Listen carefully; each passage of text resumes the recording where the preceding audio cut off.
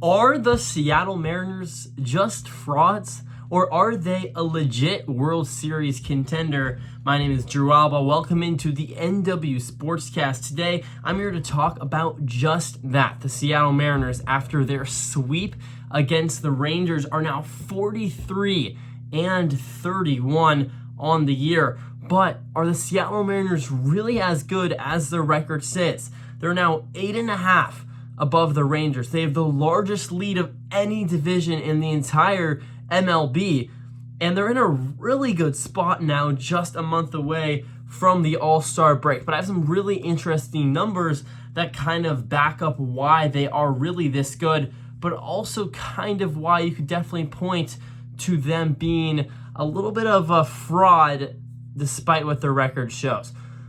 So let's first look at the bad.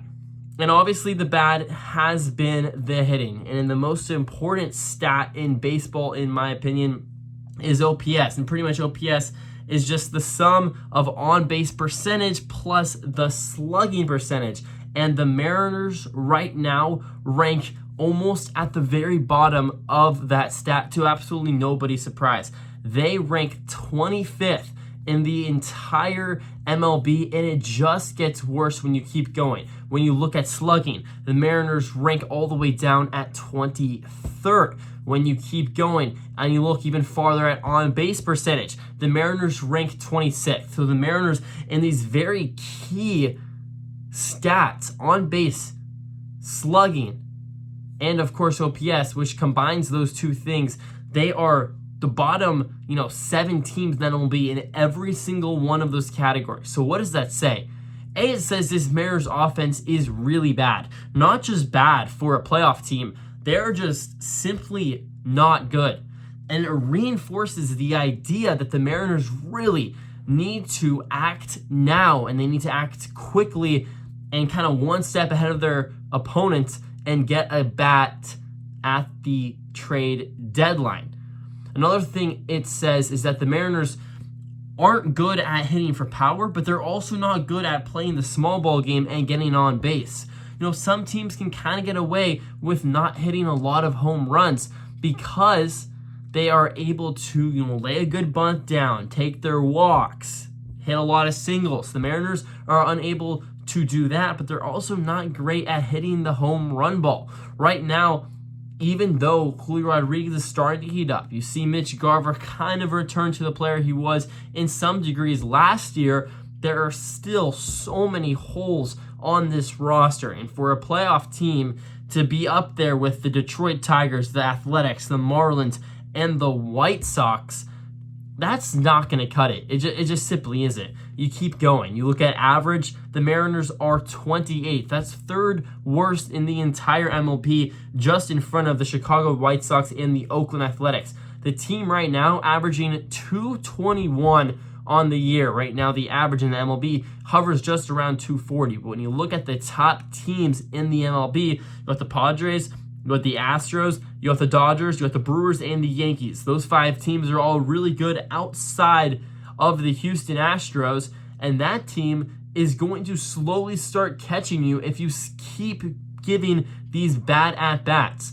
The Mariners right now are super fortunate to be in the position they are with these offensive numbers.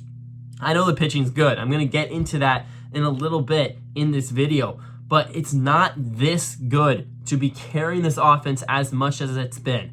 The pitching has been outperforming expectations. I don't believe it'll stay that way because it's been otherworldly right now, and the offense has been so bad, so much below expectations, that I do think it's going to improve a little bit, but the Mariners do need to get things going. So they're not hitting for average.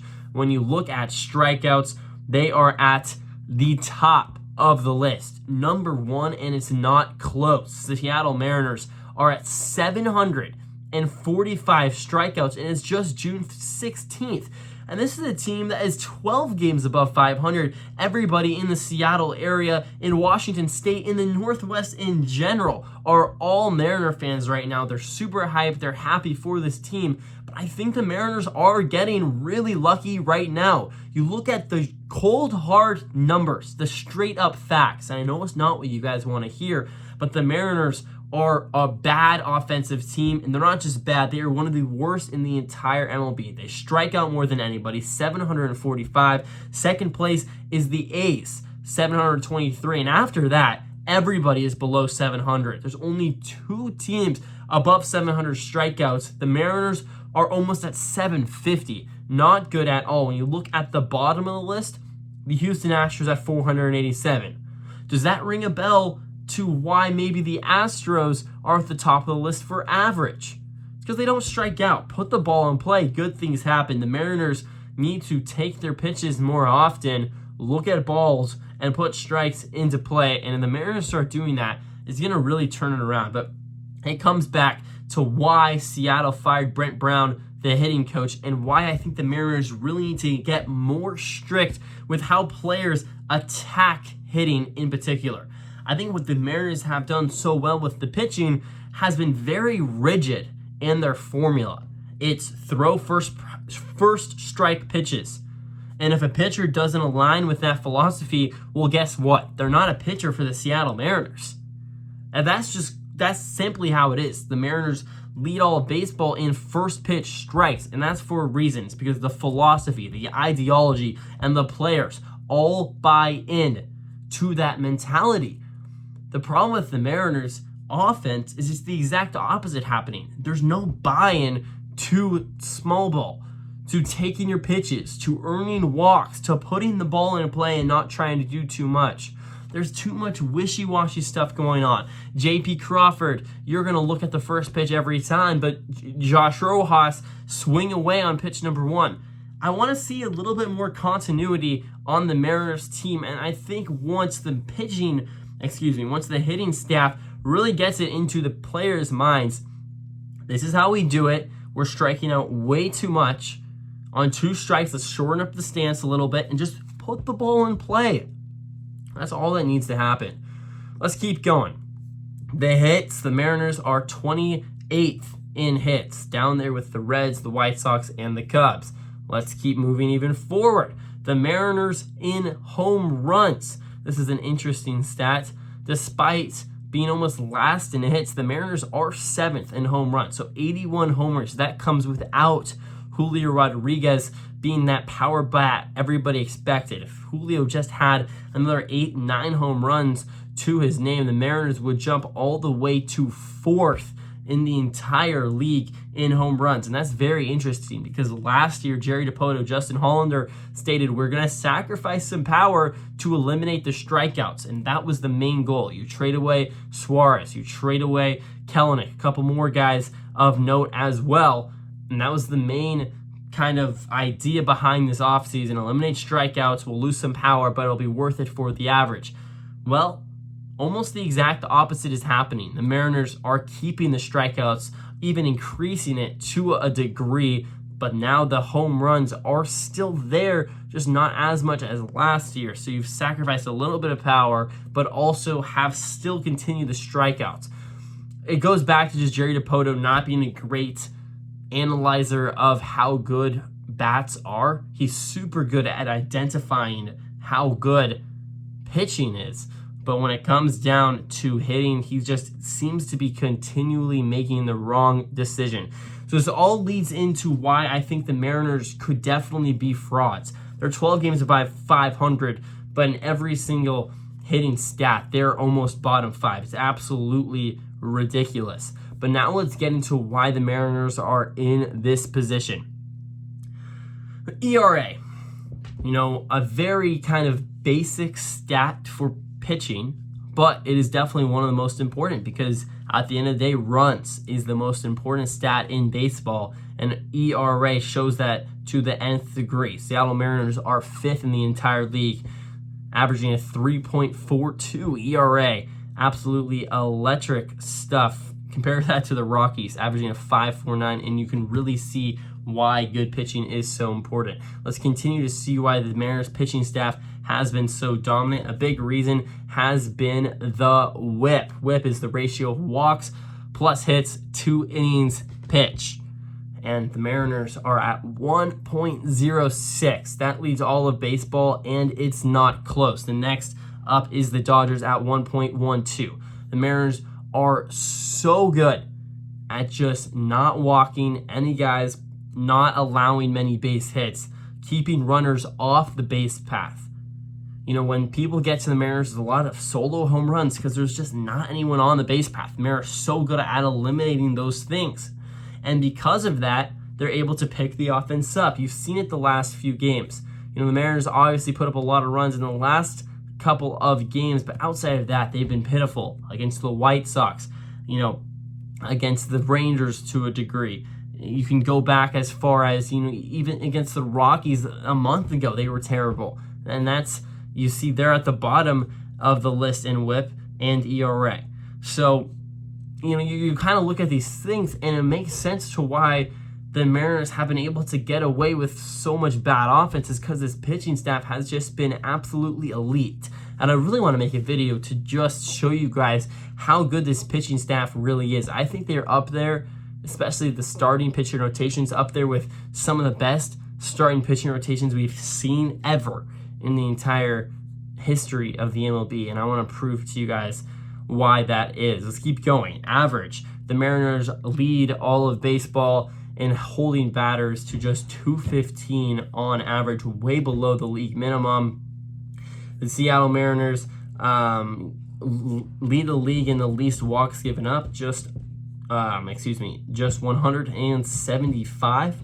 Another great stat for the Mariners. A lot of reason is a guy like George Kirby. He averages more games pitched than walks, an absolutely ridiculous stat. You look at home runs, and the Mariners drop a little bit. They drop all the way to 17, so they're about a league average team as far as giving up the home run ball. But why is that okay? It's because of the whip. It's because of them not walking anybody. Since there's no one on the base path, solo home runs really aren't going to kill you. You've seen it the last few games. Solo home runs can still lead to a 1-run, 2-run, 3-run outing for these starting pitchers because just no one's on base for the home run to really capitalize and hurt the Seattle Mariners. And finishing off, you got the K per batted balls, which is pretty much your strikeout to walk ratio. Mariners lead that at 3.57, and your strikeout per 9, which is a very interesting stat. They're 15, which is about average. But what the Mariners do really well is they make guys ground out, pop up.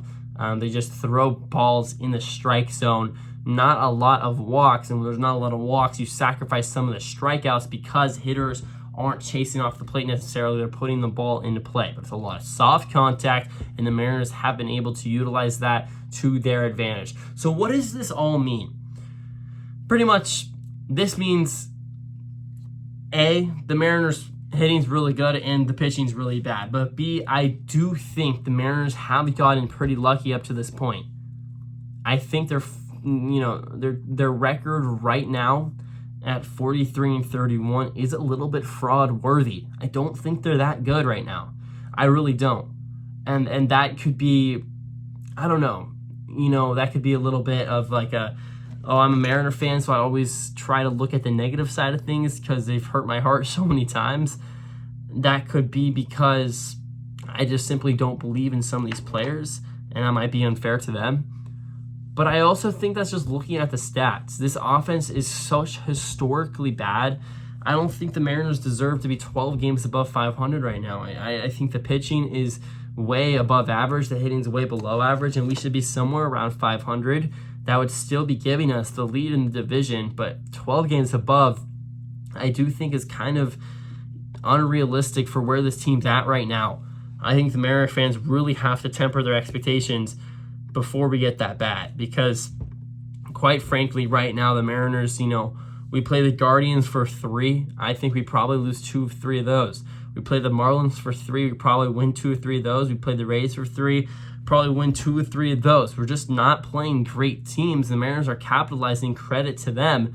But I think once we get into October baseball, and I do think the Mariners are going to make it to October this year, I think the hitting will get exposed against really good pitching staffs, where you find starting pitchers in long reliever type roles where pitchers will go 7, 8, 9 innings if they have to. I think the Mariners are going to get very exposed if Jerry Dipoto and Justin Hollander don't make a move ASAP. And that's kind of where I'm at right now with this team. I'm really trying to temper my expectations, and I kind of hope you guys all do the same thing until we get that big bat. It's time to really kind of all unite as a Mariner organization and tell Jerry Dipoto and Justin Hollander, this is our time. You have one of the best pitching staffs in all of baseball, not just in all of baseball, one of the best starting pitching staffs that has ever been assembled in the history of MLB. It is time right now to acquire a big bat at the deadline. If that's get Vlad Guerrero, Pete Alonso, Brent Rooker would be my personal favorite. We need a big guy that can really scare pitchers in the middle heart of the lineup.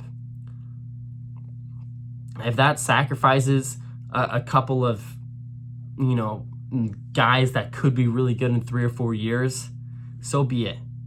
In 3 or 4 years, we will not have this catalyst. We just won't. Who knows what will happen to Luis Castillo in 3 years? Who knows if a guy like, a George Kirby is going to sign with us again? If Andres Munoz will be able to re-sign? We don't have the most money in all of baseball. This is our time. So it's time to use some of those really good prospects we've kind of built up these last few years. And this is go time. Because this team can win the World Series. We are 1 or 2 bats away. This offense doesn't need to be good. It just needs to be average. Because right now they are bad in about every category. They're not just, they're not good at hitting home runs. They're just not good at hitting at average. No, they are bad at hitting home runs, and they're bad at average, and they're bad at slugging, and they're bad at OPS. The list goes on. They strike out the most in the league. They're not good. I don't know how else to dice it up. There's some AAA teams that could maybe out-hit this Mariners squad right now. It's time to get it together. It sucks that the Mariners just swept the Rangers, and I'm talking about this, but it's because the Mariners swept the Rangers that I've kind of come to this realization that it is full go time, balls to the wall, 100 miles down the freeway. Let's go. It's the time. The Mariners are frauds right now, but we are so close to being great. This is the NW Sportscast show. If you made it all the way to the end of the video, please leave a like, comment, and subscribe. It really does help out the channel. I'll see you guys all next time. This, kind of combo this with the Rangers Mariners post-game show. Logan Gilbert was dominant. 8 innings pitched, 0 earned runs. Goes back to what I said before. This pitching staff is elite. So the Mariners, that will do it here. We play the Guardians for 3, and let's hope those go well. This is the NW Sportscast show saying so long and good night.